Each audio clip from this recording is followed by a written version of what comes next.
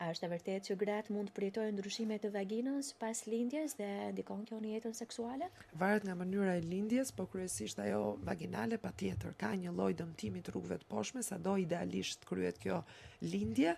Ndikimet mund të jenë të shumta, mund të jenë ato që janë më pak të rëndësishme,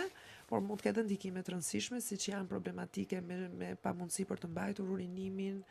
që ndonjëherë vërtet bëhen shqetësuese dhe të prishin atë cilësinë e jetës përditshme, problematike të defekimit, pra të dalurit jashtë.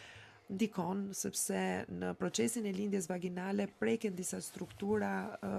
gjendrore që marrin pjesë edhe gjatë procesit të aktit. Kështu që detyrimisht prap unë them që ajo pjesë mund shumë mirë të kompensohet me ekziston ai truri ynë që do t'i japi gjithmonë zgjidhje dhe do ta përqasi femrën në mënyrë të tillë që të jetë dhe të mbetet gjithmonë e dëshirueshme në sy të pacientit, të partnerit të saj, po që është dhe pacient në të njëjtën kohë.